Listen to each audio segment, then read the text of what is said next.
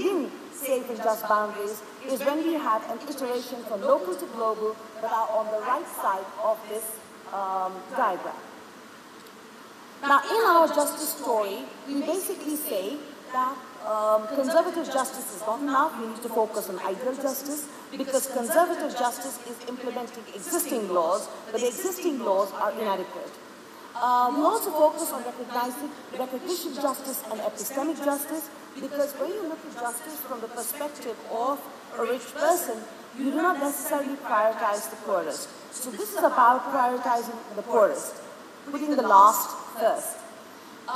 Then we have 3 I's of justice: inter-species justice, intergenerational justice, and intra-generational justice. And these 3 elements come together in terms of revisiting justice of process. Process is about access to information, decision-making, civic space, the right to protest, for example, and going to courts. And then you have substantive justice, which focuses on access to minimum resources and the allocation of the remaining resources, risks, harm, and responsibilities. Now, this is our framework, and when we operationalized this within the Earth Commission, what we did was we looked at 2 elements. First, we looked at just no significant harm. So we looked at the tipping points narrative, the planetary boundaries narrative, and then we said, that's not good enough. We need to go for just boundaries which do not cause harm to people. And we also looked at what does it mean if you want to meet minimum access. In terms of the means, we are focusing on addressing the drivers of ecological degradation and the drivers of vulnerability. Poor people are not poor because they were born poor. They were created into poverty. And we look at also liability for harm caused. We look at minimum and maximum use rights of people and how to revisit allocation mechanisms. So this is our justice framework in a nutshell. And then we applied it. So if you look at the planetary boundaries framework, what we did was we said, are the ends just? And therefore we revised the safe boundaries into just boundaries. Then we looked at the minimum, and there we asked, can we meet minimum needs within the boundaries, within the just boundaries? And then we looked at the means. Is the allocation of the remaining resources just? Is the allocation of risk and harm just? Is the allocation of responsibility just? So, in the Earth Commission, this was a project that Johan Rockström and I were co-chairs of, along with Hyundai He from China. And in our work, what we came up with was a number of safe boundaries. So, for example, on climate change, we said 1.5 is safe, because beyond 1.5, you can trigger a number of tipping points, and then it's really difficult to predict what the weather will be and what the climate will be. And we have a number of other safe boundaries. But to stop at aerosol pollution, because we discussed this over here, air pollution is a really big problem at the local level. People are affected by that in cities, but also in households where they are cooking on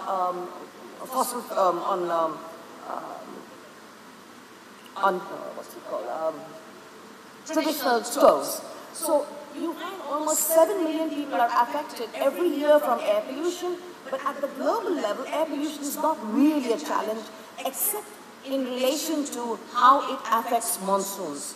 So we actually put a new number at the aerosol pollution level as well. So let me just give you an example of why we think that 1.5 is not just. And this was our presentation at Davos last year. Now 1.5 is not just because already at 1 degree centigrade, more than 70 million people are exposed to very high wet bulb temperatures. And as a consequence, they can also die from it. And that's just one aspect of the impact of climate change. And if you go back to 1988-89, there was already research saying that up to 1 degree is green, between 1 and 2 it's orange, and beyond orange it's red. And yet, the global community has focused on higher levels. They avoided discussing what was just, because also 25 years ago, or 35 years ago, I mean, I started a long time ago with research, justice was seen as a normative topic, not really scientific topic. You were always relegated to the side if you were working on justice issues. So let's come back to what's a just boundary. What we found is that for climate change, 1 degree is just, 1.5 is safe. For aerosol, we tightened the boundary because air pollution at local level requires a tighter boundary at the global level than monsoon changes. And also for nitrogen, we tightened the just boundary. For our biodiversity issues, we were already taking nature's contributions to people into account. So justice is somehow woven in with some of our biodiversity targets. Today, we are outside most of these safe and just boundaries. So the yellow ball shows you where we are, and most of these boundaries have been reached, including the safe and just climate boundary. The aerosol boundary has not been reached at the global level, but at the local level it has been reached. So what you see here is that at least 2 boundaries have been reached in areas that are very, very, which are orange in color, and as you go up and become dark red, 7 boundaries have been reached in these different parts of the world. And this requires us to think a lot about how many people are already affected by these issues. Moving to another issue. Suppose we want to meet the minimum needs of people worldwide, and I'm talking in terms of food, water, energy, and a basic amount of infrastructure, a house the size of a parking lot, 3 bulbs, and a refrigerator. Then what you see is that the blue colors show you the current pressure. This is for 2018. And we start at 90%, so don't get fooled. There's already a lot outside the slide. We start at 90%. So if up to 100% is the pressure in 2018, if we were to meet the minimum needs of people in terms of a dignified life, that would show you additional pressure on the earth. That's shown in orange. And in pink, if you were helping people to escape from poverty. We're really talking about a very minimum amount. But since we've already crossed the boundaries, all meeting these minimum needs would mean that you would go further out of the boundaries. And that means that we have to rethink exactly how we are going to meet these minimum needs. So we would be outside the boundary on the left side. This is the same diagram shown slightly differently. So you have a pillar, and the pillar represents the domain. And we are already in overshoot in the orange area. And if you were to meet the minimum needs of people, then you would be in the red area.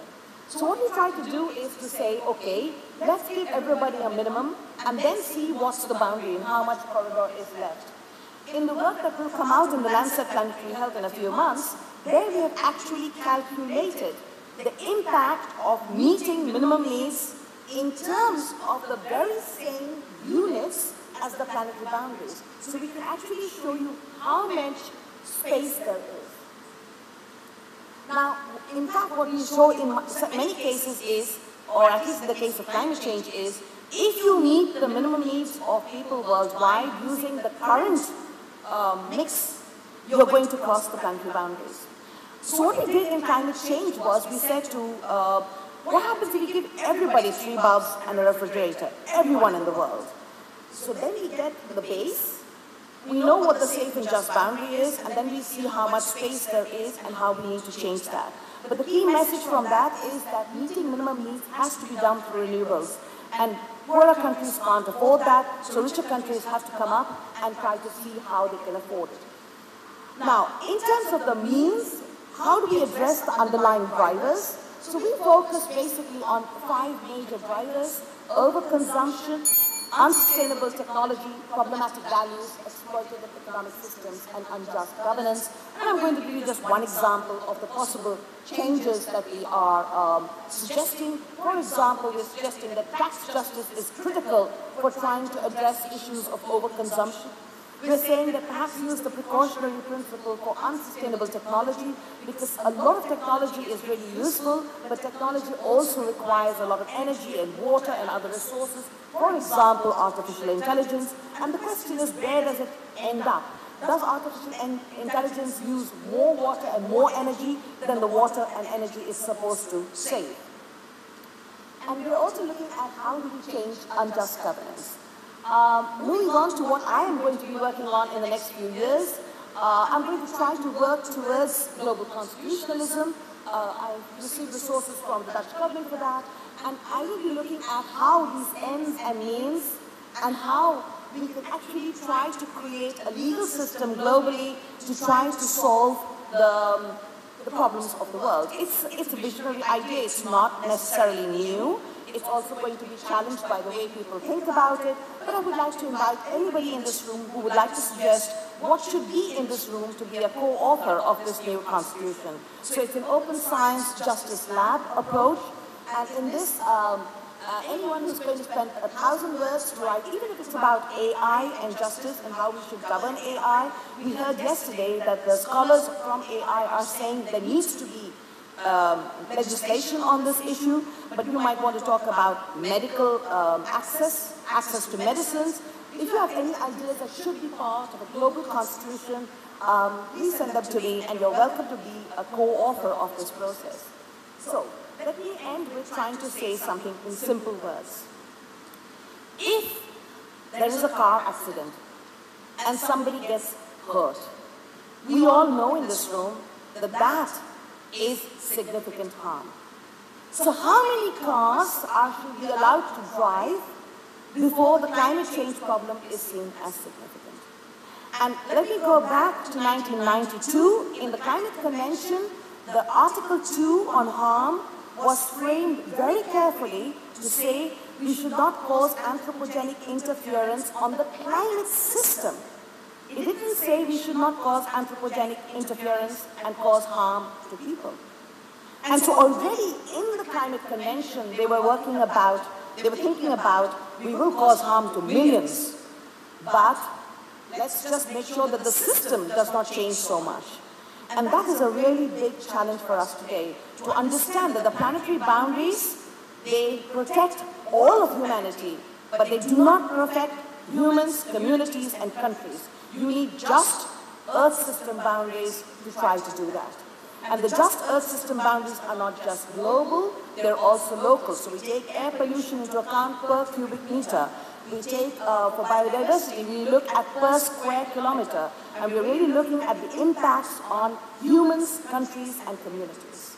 So with that, I would like to end my presentation, and I hope it was clear. Thank you.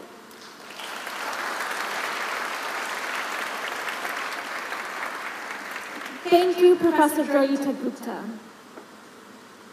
Ladies and gentlemen, we now move into our fourth plenary session for the 2024 summit, entitled Transforming Higher Education for Planetary Health. It now gives me great pleasure to invite our distinguished panelists up to the stage. Please join me in welcoming Professor Dr. Raja Effendi Raja Ali, Dean, School of Medicine and Life Sciences at Sunway University.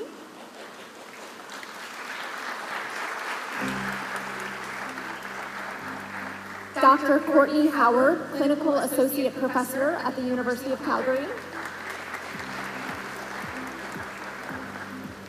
Dr. Yelena Malogajski, Education Director of the Planetary Health Alliance.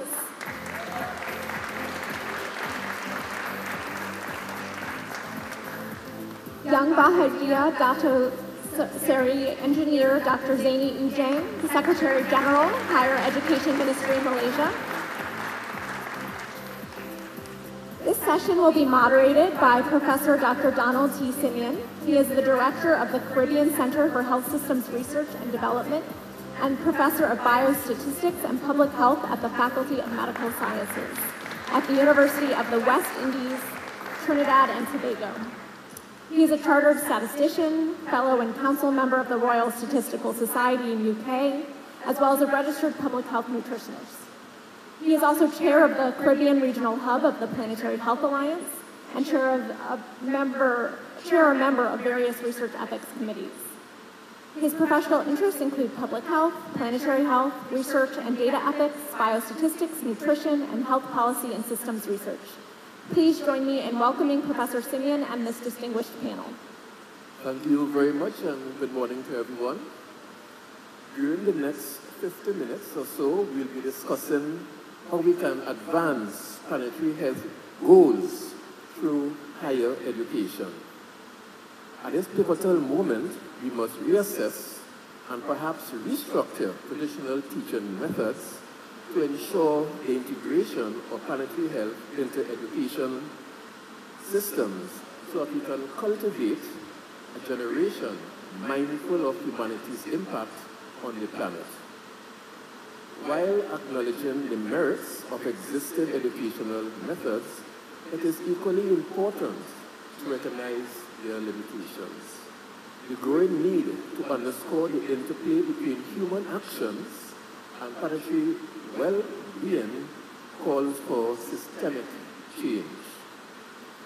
Also, what is the role of academia in producing more timely research and, of course, disseminating the findings to a broader audience?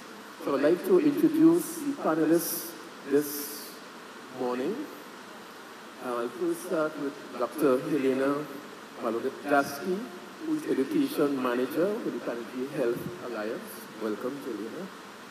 And next, Professor Raja Afendi Raja Ali, Dean and Professor of Medicine and Consultant Gastroenterologist at the School of Medical and Life Sciences, Sunway University.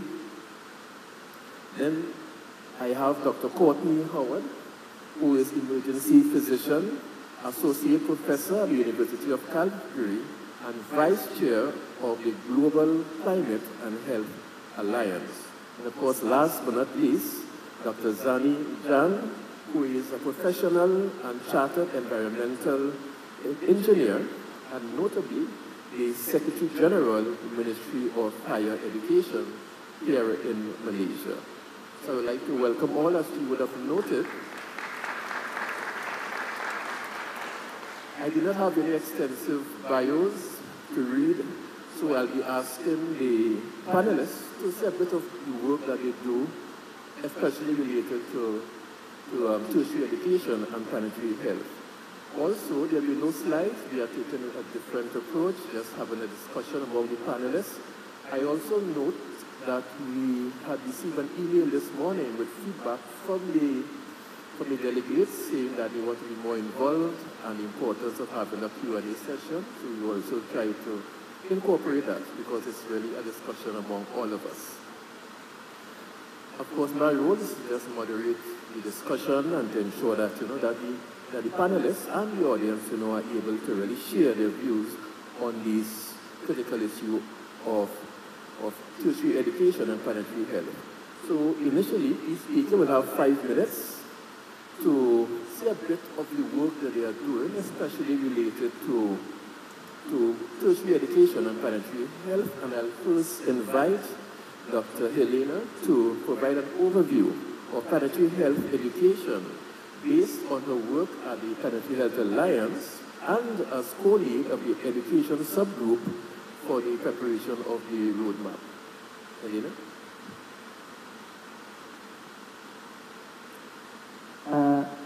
Good morning, everyone, and thank you for inviting me to be a part of this very important conversation about planetary health education. My name is Jelena Malogajski. I am the Education Director with the Planetary Health Alliance, and in my work I focus on all things planetary health education related. Through the Planetary Health Expand initiative, we, and by we I mean the education team at the Planetary Health Alliance, contribute to the growing momentum of incorporating planetary health into public health, nursing, and medical curricula. This initiative strives to ensure that clinicians and students of health professions expand their understanding of the Earth crisis and all the ways that the Earth crisis is influencing not only all the aspects of the human health, but also all life on Earth. However, recently, over the last 6 months, I had a great pleasure and an incredible honor to co-lead the education working group working on the education section of the roadmap. And as an education working group, we have concluded that we need to widen the scope. We have concluded that we need to understand planetary health as foundational knowledge across disciplines. So in other words, it is not enough to focus only on students of nursing, medicine, and public health. We need to recognize that students of business, law, philosophy, art, theology, agriculture need to become a part of this conversation.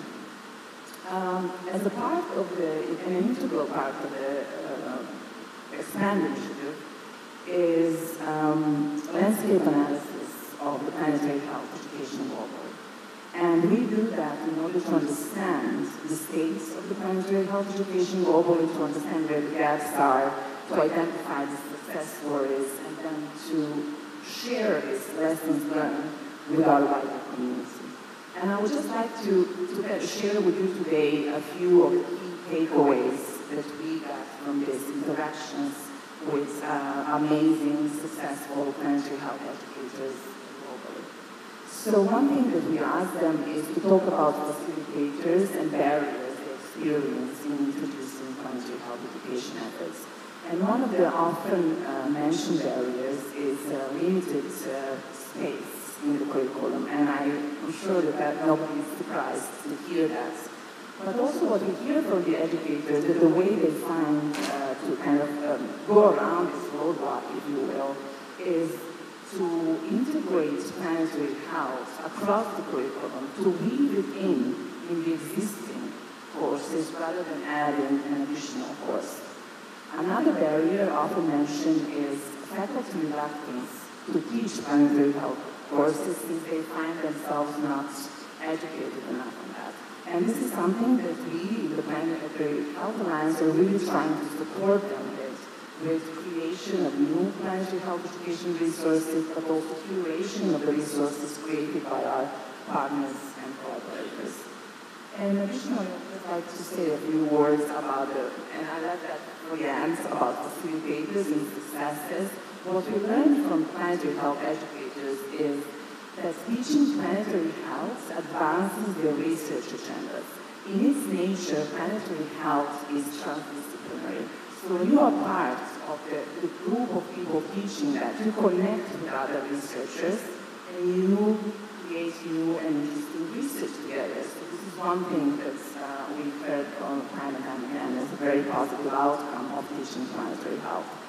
And additionally, very important one is also students' demands. And this is globally the truth that students are the driving force behind advancing planetary health education globally, and we should be listening more carefully to the students. And finally, one message that I would like to wrap up my opening today is an advice that we receive from the educators we talk to. They always tell us, be aware of the time, be aware of the calendar. When is the next curriculum revision? When is the next accreditation revision? Be aware and take advantage of those windows of opportunity. Thank you. Thank you very much for those opening remarks. I am also a member of the education subgroup, and I would like to thank you for your excellent leadership. Next, I will invite Dr. Courtney to set up the work that we are doing, and of course, following on from Elena, some of the opportunities, challenges that perhaps you encounter in the area of tertiary education and public. Sure, thanks. So it was 2009 when I read the Lancet Commission's statement that climate change is the biggest global health threat of the 21st century, and I happened to read it in a hospital that's one of the world's most northerly teaching hospitals in Munich, where it's already 3 degrees Celsius warmer than it was when an 80-year-old elder was born. The hospital actually sits on permafrost. And so I had just finished training in emergency medicine, and I'd given my 20s to learning emergency medicine, and there I was learning that somehow I hadn't learned anything about the biggest health emergency of all. And I was angry. So I went straight down to a family medicine meeting and asked everybody why we hadn't learned about it. But the problem then, as it is now, was that the senior leaders didn't know what they didn't know about the topic. And since then, I have tried all sorts of things to get this into curricula. I was involved in the creation of the first planetary health report card. Medical students in Canada drove that, as you know, and that has moved internationally. I have showed up to all sorts of curriculum meetings, caused trouble at annual general meetings of medical associations, etc. And so I want to talk a little bit about the advocacy tactics that have actually worked to get it into curricula. So what I have often found is that coming and asking for something doesn't often yield many results. But what finally worked in Canada was that we had a highly praised dean who is leading the Association of Faculties of Medicine of Canada, who decided to create a declaration on planetary health. And so she convened a multidisciplinary group from around the world. I helped make it. And it's a series of commitments. And then we structured it so that there was a time-limited yes or no sign-on leading up to the International Conference on Academic Medicine. And she got a couple of her highly placed friends to commit publicly. And so what we saw was a race to the top in terms of peer pressure, so that by the time that timeline ended, we had 16 out of 17 medical schools signed on. And so just acknowledging that there's two steps. There's the advocacy required to get it into curricula, and then there's the development of the curricula itself. So this last year, I spent about the last 2.5 months doing a contract for Health Canada with regards to the implementation of the declaration. And so did a landscape analysis, gap analysis, and still the senior leaders not knowing what they don't know is the major gap. And what we have decided is that we too will build a national planetary health resource center to help support people who are just coming into this, and also acknowledging that there are many different structures that so far need building. We're going to really lean into teaching medical students advocacy skills so they can be involved in making sure that this continues to go into curricula. And as one of our KPIs, we're going to have every school redo the planetary health report card, aiming for an improvement year on year, and every single year asking the planetary health faculty lead at that school, the medical student in charge, and the dean to sit down together at a meeting to review progress, to help make sure that the medical students who are driving it have access to the powerful people who are really the people in charge of implementation. So since I started doing this with medicine, we've now done a curriculum survey of engineering curricula in Canada. And my friend Will Daniel asked me the other day, do you think we need to do the planetary health report card for engineering schools? And I said, yes, I think we should just run the same game plan. And last year, as it turned out, I was economics student in public policy at Oxford, and I knew Kate Rayworth. And Kate Rayworth, who's a rock star economist, as you know, who will be speaking at this conference, is herself having such difficulty getting this into the economics curriculum at Oxford that she ran an 8-part after-school opt-in series of donut economics that you could sign up for if you were taking any economics classes at Harvard. So I helped to run this as a master's student, and coming out of that, we issued an open letter calling on the University of Oxford to change its curriculum in service of planetary health.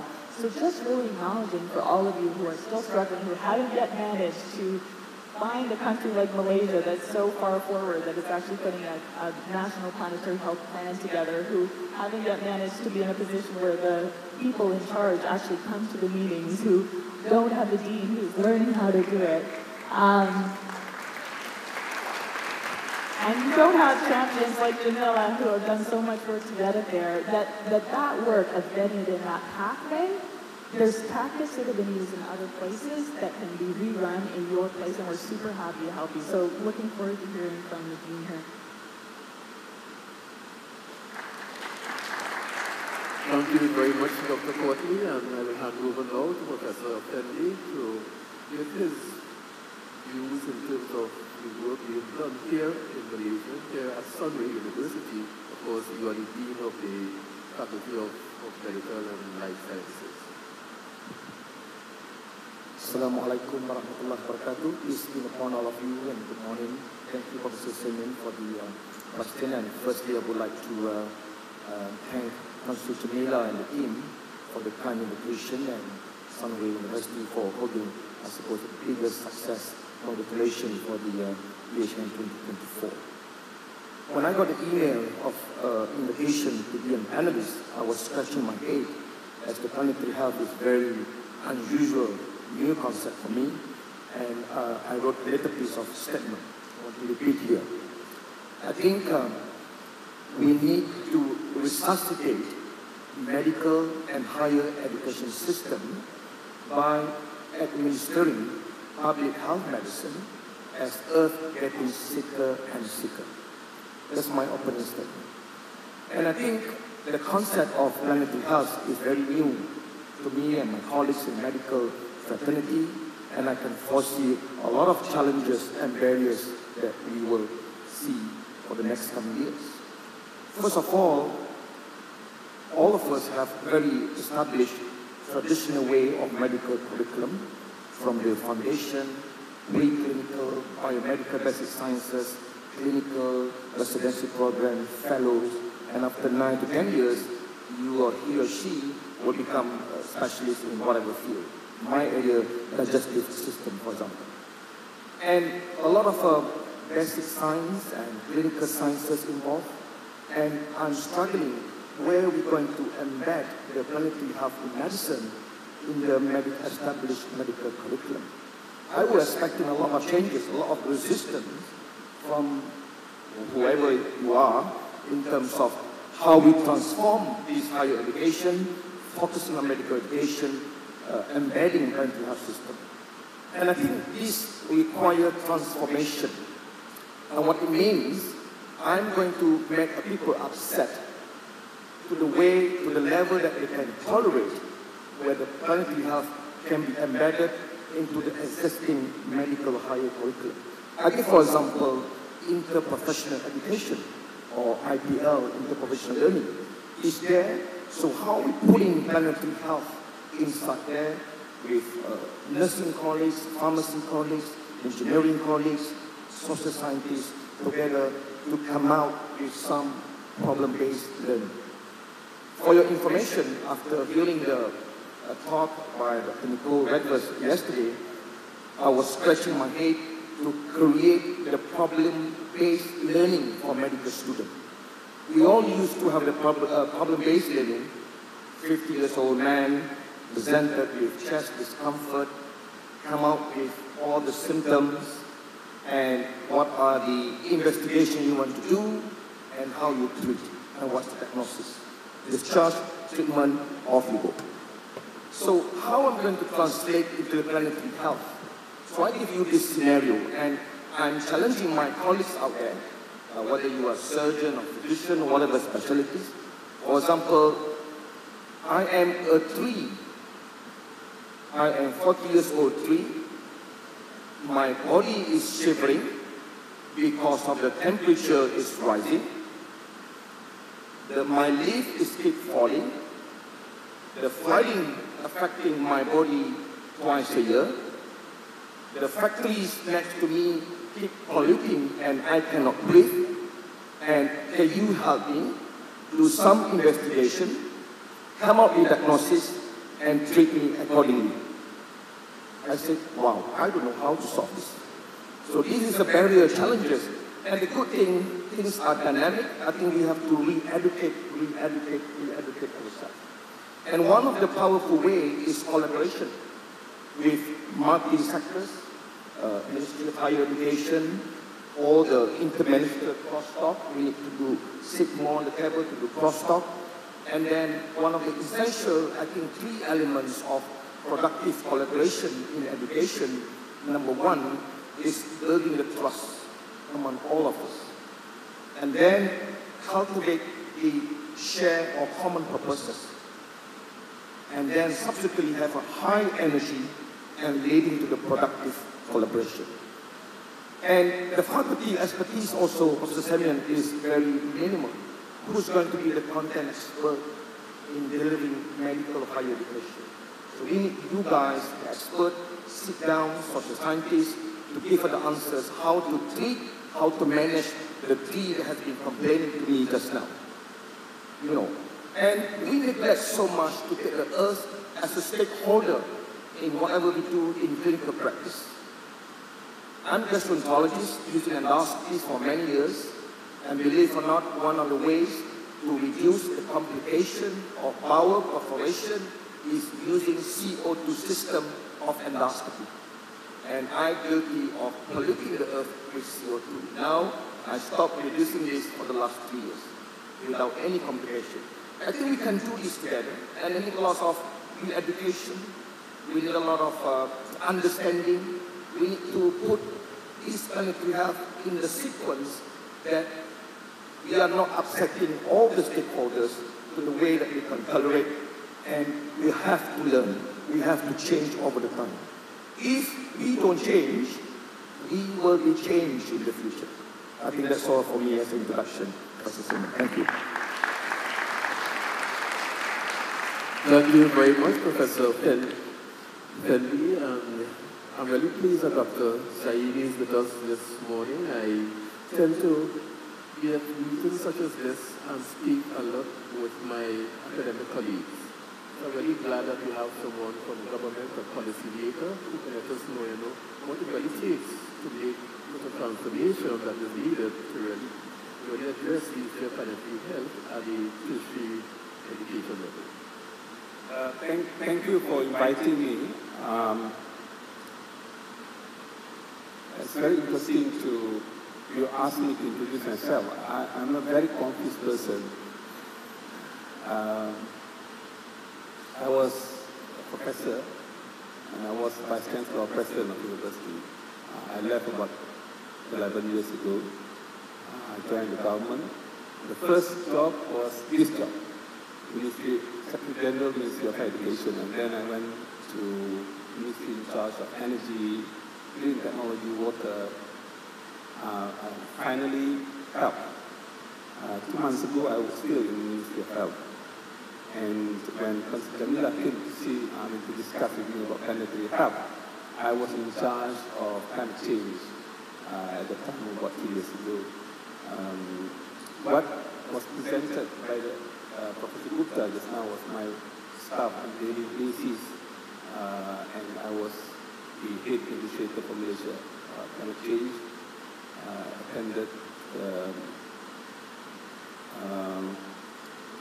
climate change events representing Malaysia for the past 10 years or so. So it's very interesting. I was trained as chemical engineer, then became environmental engineer. But the interesting point, when I did my master's in England, the subject then at master's level called public health engineering in the 80s. So we learned about public health, some kind of diseases, airborne diseases, waterborne diseases, and whatnot. So I'm a bit familiar. And about 30% of my classmates were medical doctors at that time. After 1990, when the United Nations started talking about climate change and sustainable development, the subject of public health engineering was no longer sexy then. The same course changed, became environmental engineering. And subsequently, I think for the past 20 years, it became environmental engineering. And in the year 2020, the water group at the university where Consul Jamila and I met for the first time in Newcastle upon Tyne, the Jolly Land,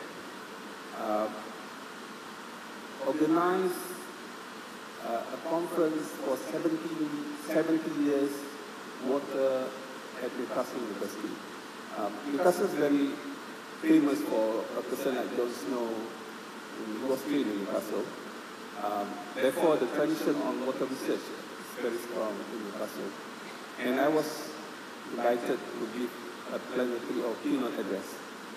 2 speakers, one from Oxford University, and I was the second person. And we were discussing about the future of water framework or water governance.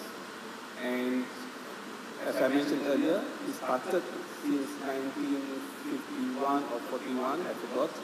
It was called Masters in Public Health Engineering, PhD in Public Health Engineering, it became environmental engineering in 1990 because to address the issue of climate change and whatnot, and now became sustainability. It's no longer water. They didn't want to attach water to it because when you talk about sustainability, it should be also encompassing the whole thing. The earth system, the water ecosystem. So you have hydrosphere, atmosphere, lithosphere, and whatnot. There are 4 or 5 things that you can put together. So that's the history of my career. And I'm very glad because I'm able to follow through the progress. And now we are integrated with medical practitioners here. Thank you. Thank you very much, Dr. Zaidi. Of course, I'm very pleased to know of your academic background and, of course, your appreciation for all that we are discussing here. But from your time as a government official, as a policy maker, what do you think is needed to really make that transformation? You know, to really get quality health on the agenda and, of course, accepted into the level. Okay, it's a very important question. The conference that we had in Newcastle, January 2020, a few weeks before COVID became prominent, we were discussing about the framework, where with this framework you can integrate medical education, engineering education together and in the rest. So that's what we are focusing on.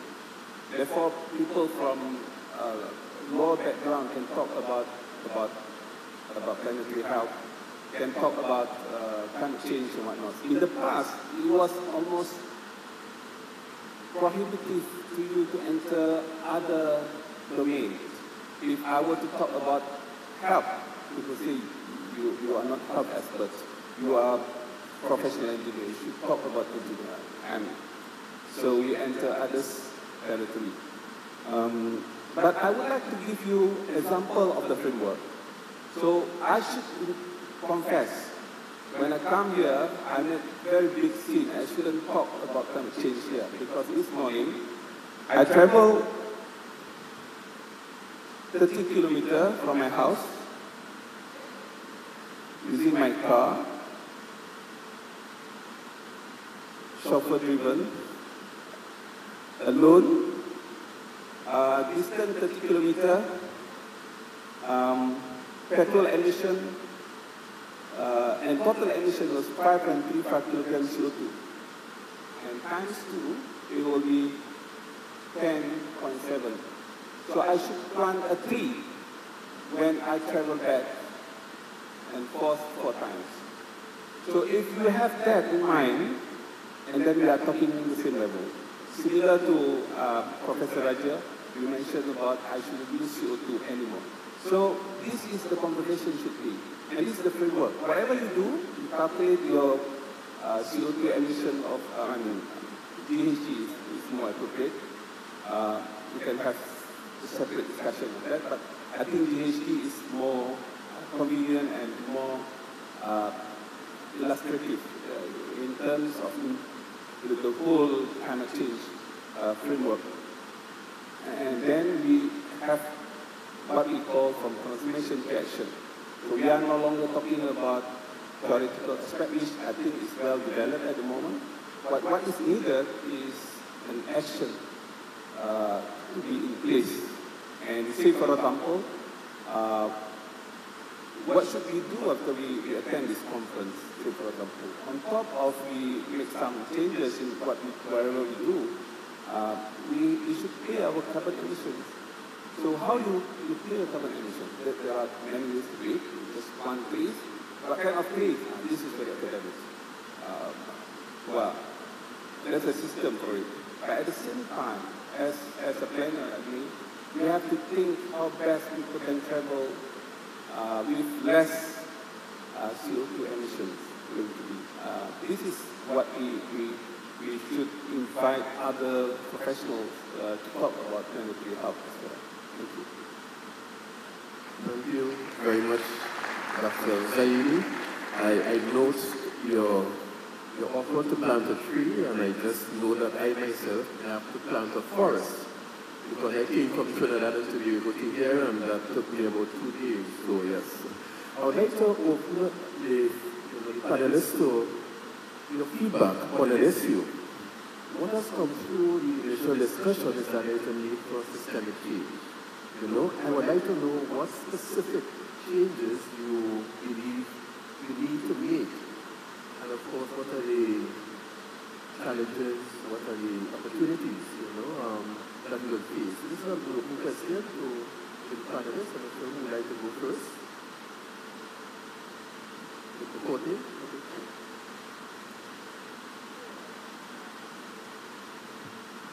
Sure, thanks. I think that there are preconditions for systemic change. And the first one, and I see Ray in the front there, is for us who love evidence as we go about all of this, to understand that every time we speak about climate change with other people or biodiversity loss, we're often bringing up emotions within them. So when I first started going to the Canadian Medical Association General Council and asking them to, for instance, divest from fossil fuels, people didn't want to talk to me. I had a lot of people duck into the bathroom when they saw me coming. And I didn't understand why entirely, because at the time I was a junior doctor and I was thinking, well, we're an evidence-based profession. My motion has an appendix all full of references for why this works. And I felt like they were being inconsistent with the way our profession was supposed to work. And finally, I realized that because climate change, ecological change is a diagnosis that affects all of us, everyone we love, and every patient we will ever treat, when I was bringing these ideas forward, I was leading them to consider them, and that was bringing up feelings of grief, of anger, of anxiety, of guilt, etc. And so I would invite you to just surface those emotions when you're having those conversations, because I found that I've been much more effective since I now got about, my ratios are usually 30% problem, 10% talking about the emotions that are involved in grappling with this, and then 60% action. And so the second precondition for systemic change, I believe, is action. So I've done academic work on change making, and we tend to, those of us who love science, have an information deficit model of change making, where we kind of have an assumption that if we tell people things, they'll change their behavior. And as a physician, that generally doesn't work at the bedside either.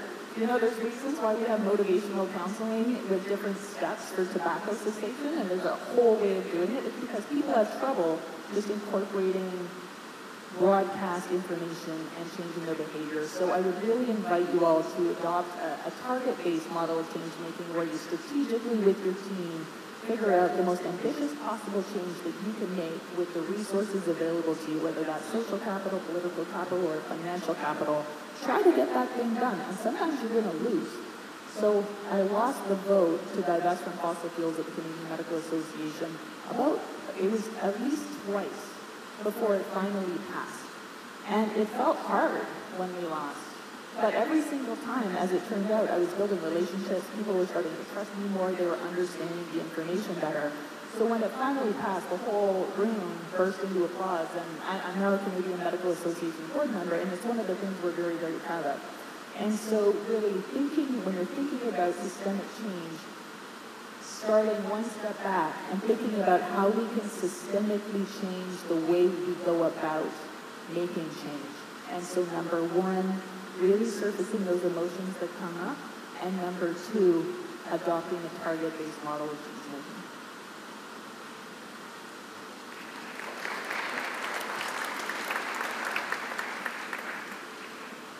Talking about systemic change, I would like to go back to the concept of transdisciplinarity, which is at the core of planetary health. And I think it's important first step to embrace it, not just in our professional pursuits, but to embrace transdisciplinarity in our personal lives and the way of being and connecting with others. And the other thing, again, starting with the personal level, and the reason I'm talking about the personal level, and Professor Simeon will know this, but while working on the roadmap, we were in the subgroup looking at what needs to change at the personal level. And I joined that group because I was the least maybe familiar with that. We talk about the community level, we talk about the professional level, policy and political, but we really wanted to explore the personal. And I would like to go back to the personal and talk about the values as well.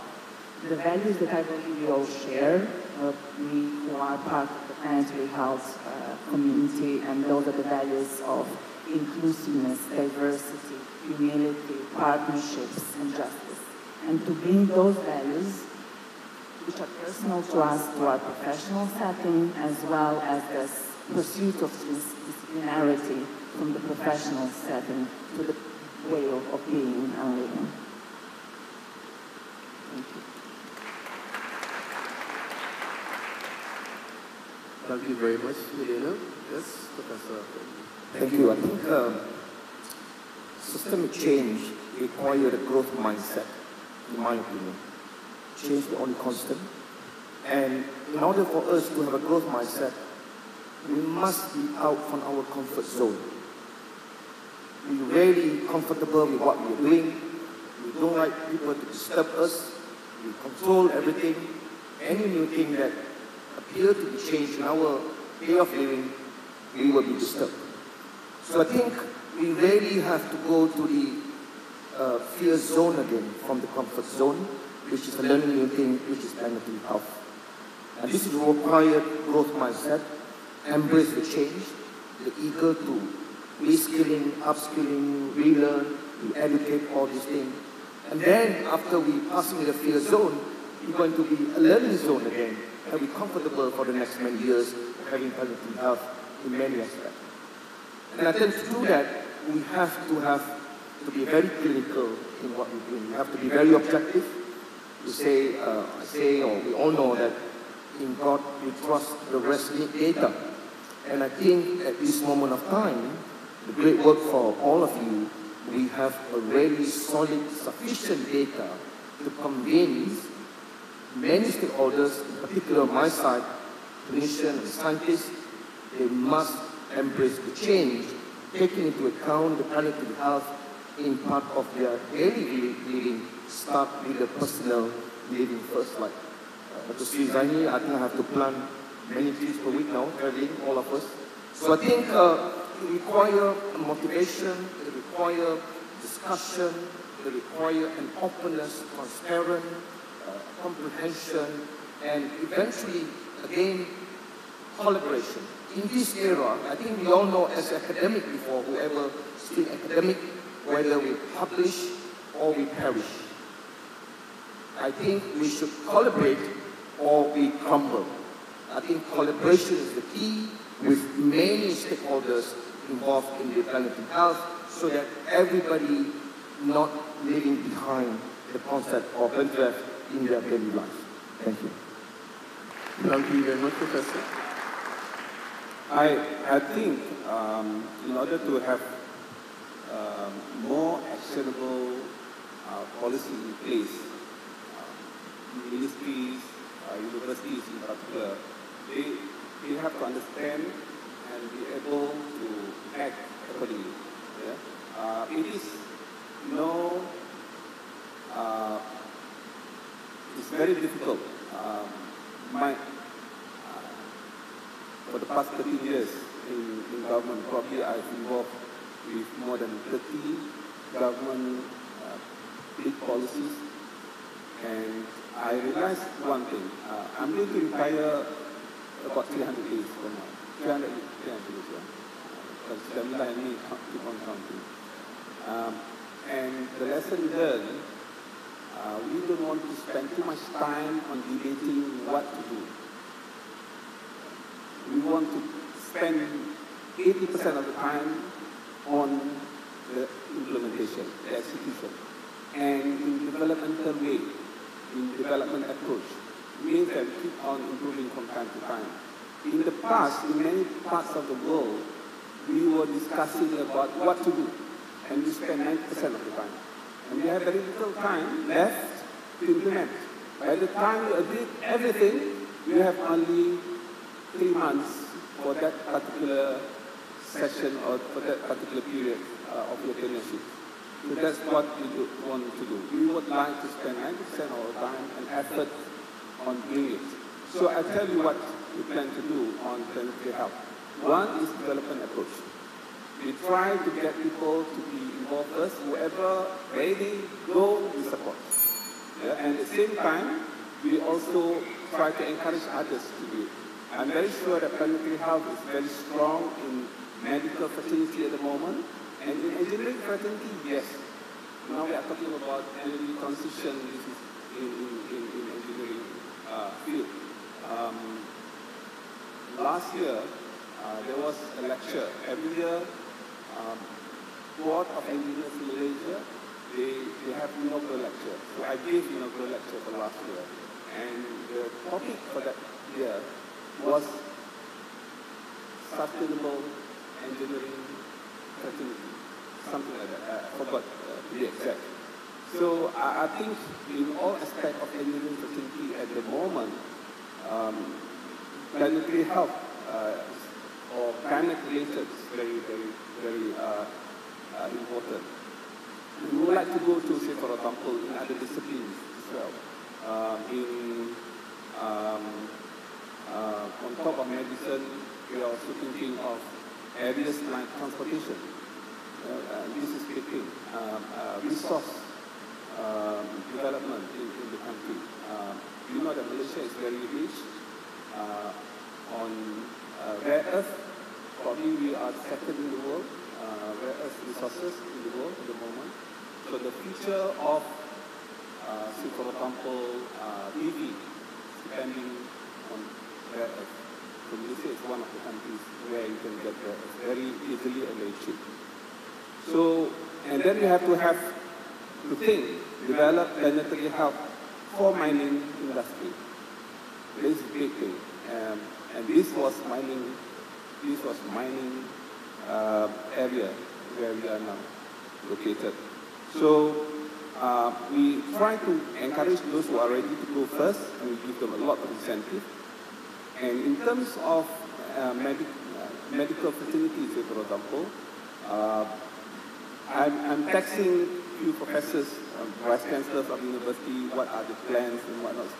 So probably they're too busy early in the morning. They are not telling me what they have done. But I'm very sure that anything to do with climate change, environmental, planetary health is something that everyone must participate. And this is what we try to do as well. Thank you very much, Dr. Zaini. The issue of the limitations of traditional methods of teaching in tertiary education institutions, that has been exposed, and it's important for us to be more innovative in terms of how we address planetary health as part of the curriculum, etc. I'm wondering if there are any trends in terms of education in planetary health that perhaps we in tertiary level institutions can actually adopt.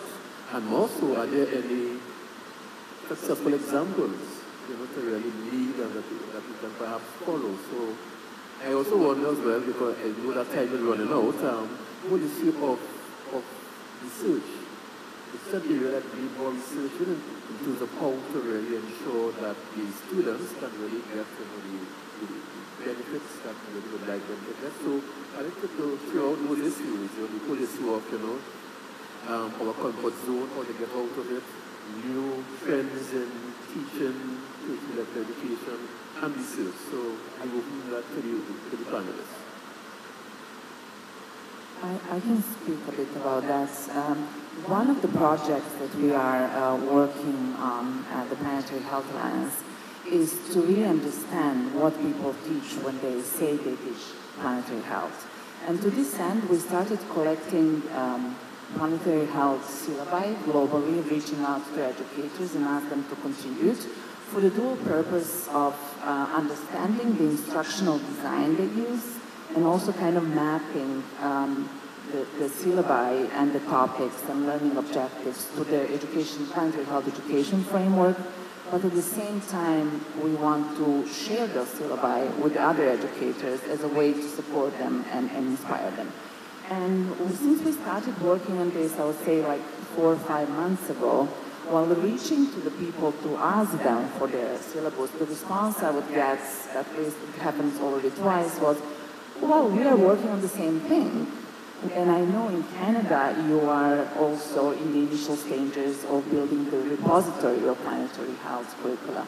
At the same time, in Barcelona, at the University of Pompeu Fabra, I was in contact with the associate professor who's doing this as a part of the Erasmus project. So the interest is there, and I talked recently with a professor from Japan who has a PhD student working on this.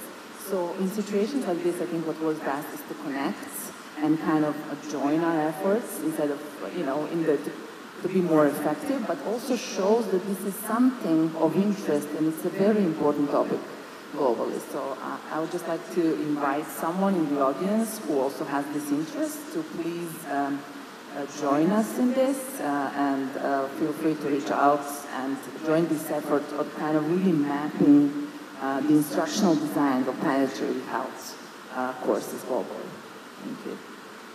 Thank you very much, Helena. You raised the issue of the audience, and I would like to invite members of delegates present, if you want to join the discussion. There are microphones, standing microphones. You can please ask your questions, or you can raise any issues that you would like to. Oh, I see there's someone there. The young lady, yes, please. Oh, you're not, okay, sorry, I thought that you were asking a question. Yes. It's Carlos, yes.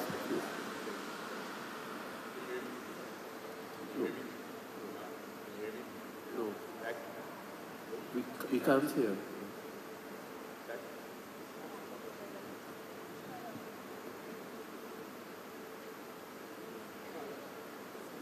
Hello? Oh, there you go. Thanks. Thanks for this panel. I'm Carlos Pyro and I work with the Planetary Health Alliance. I'm sorry if I'm hogging the questions here. I wanted to jump back to Yelena's point on values, and we can agree that the science is important. We can agree that skills are important. We can agree that learning in spaces like universities about the knowledge that we've created is important. But I think from Nicole's Redverse talk yesterday, we also know that we can't just keep speaking to the brain. We need to speak to the heart as well.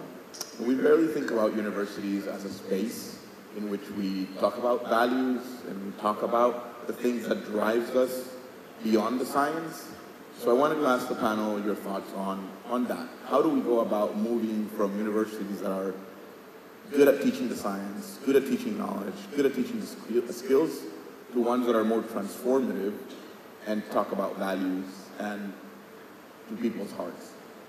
Thank you.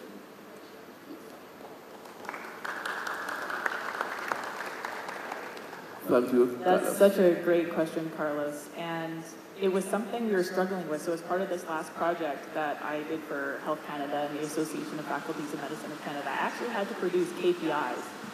And so one of the KPIs we ended up choosing involves the Planetary Health Pledge.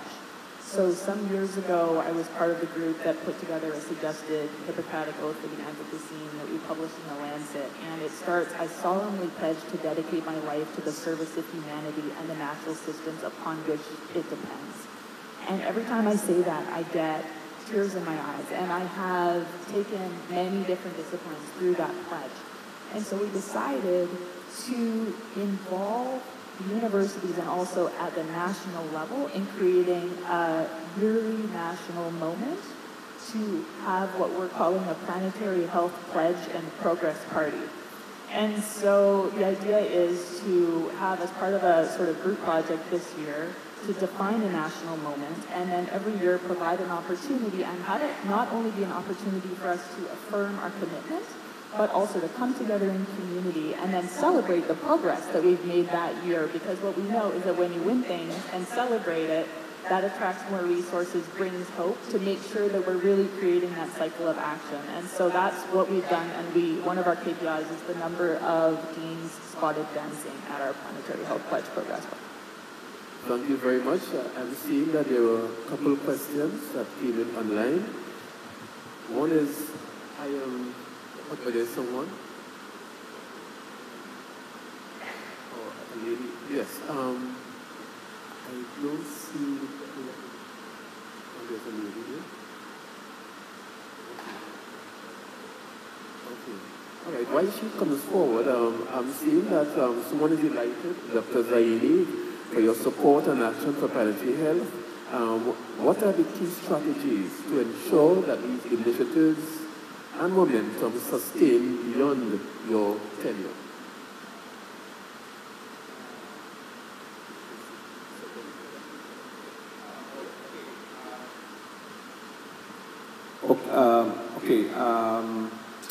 Curriculum development is the domain of Senate of Universities. I have to say that we don't want to interfere into Senate matters, but we will encourage a lot of discussion to ensure that planetary health is given enough attention and a lot more people interested to implement and to integrate in their syllabus, in their curriculum. But if you want to start a program called Masters in Planetary Health, that's doable. That's not an issue. The issue is how can we integrate planetary health in the curriculum of medical degree, say for example. That is an issue. How the integration can take place. So I give you an example just now. So we talk about the framework where all subjects related to what you teach, you have a climate impact of it, a planetary impact on it.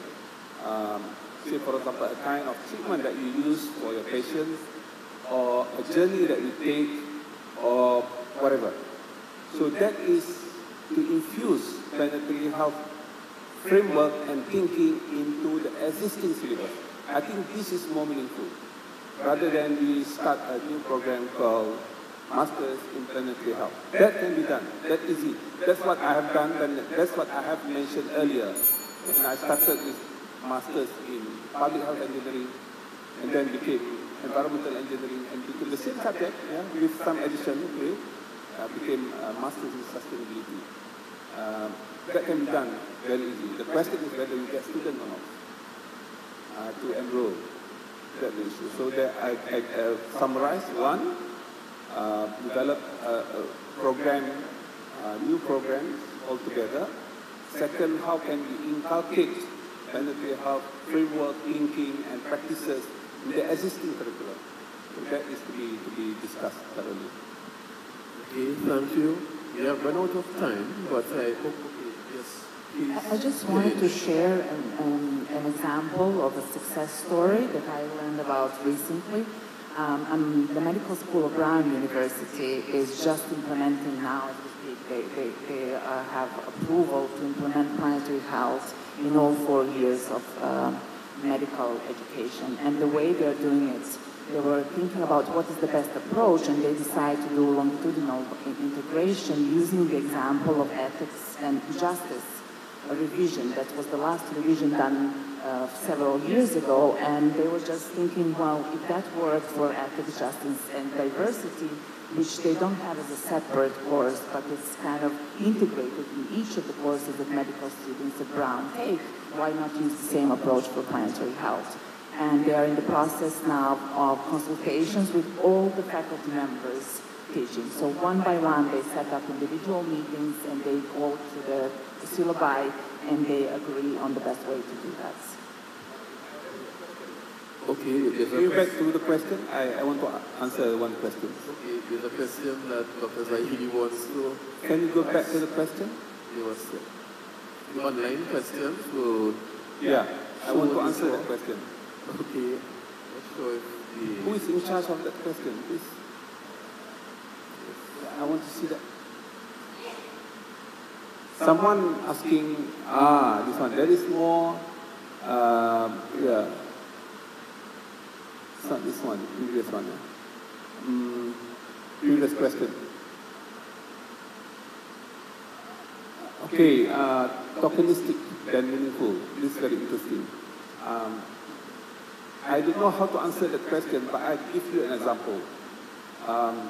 Probably I was one of the pioneers in Malaysia to introduce ecological microbial in engineering subjects, using DNA and whatnot, and we are engineers, we hate biology. Okay?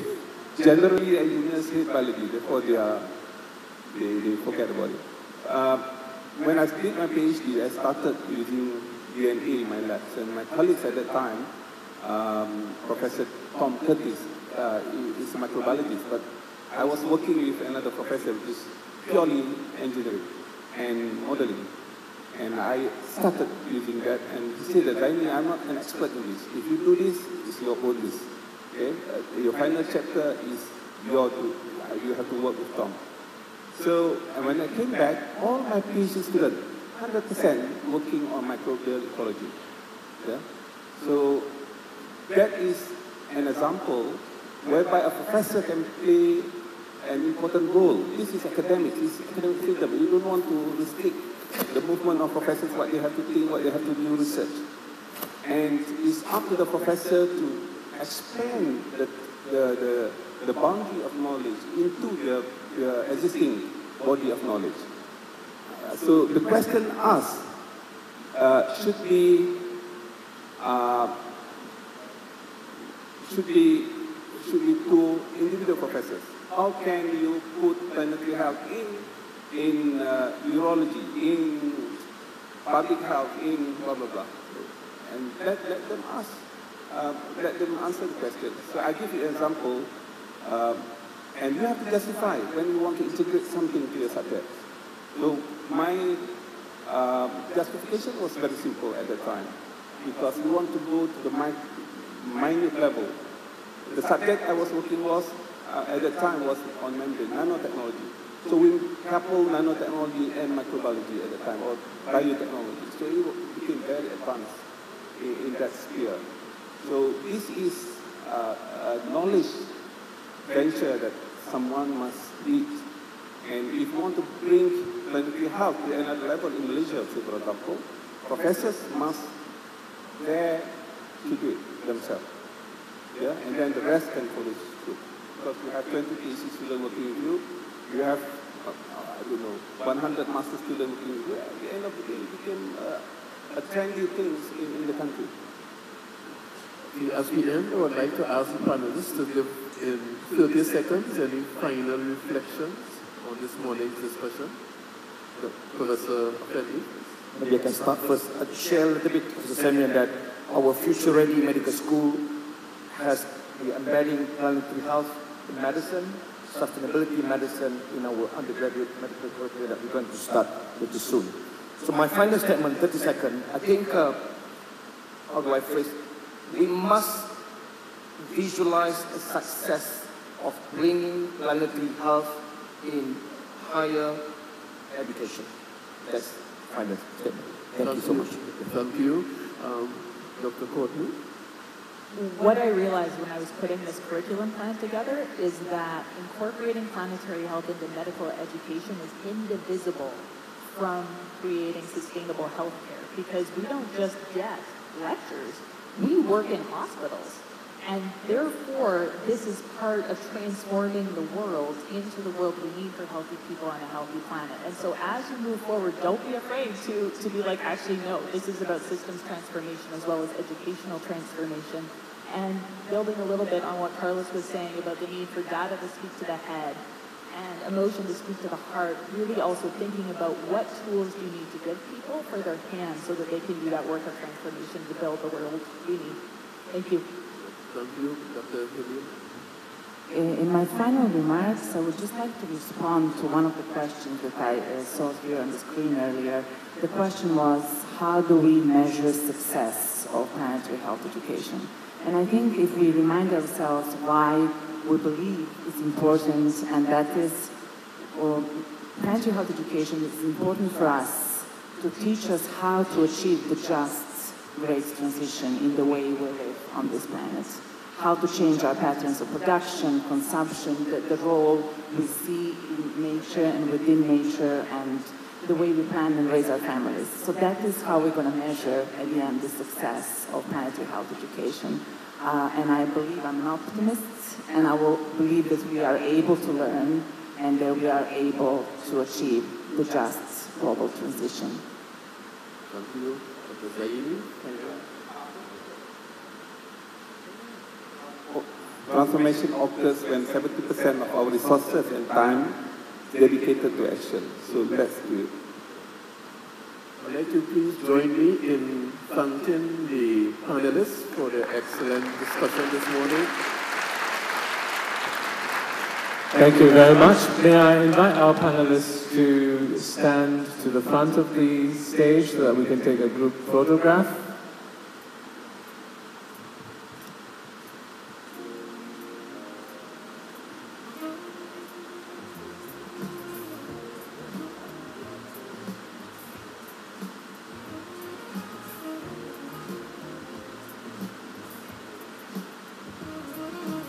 Thank you very much, and may I invite our moderator and panelists to take their seats.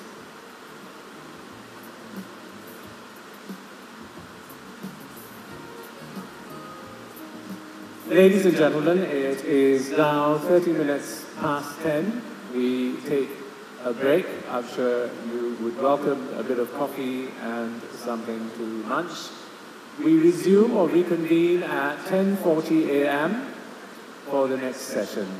We'd like to thank you and hope you can cooperate by being back in the hall at 10:40, and those of you online, have a break for 10 minutes. We see you back at 10:40. Thank you very much.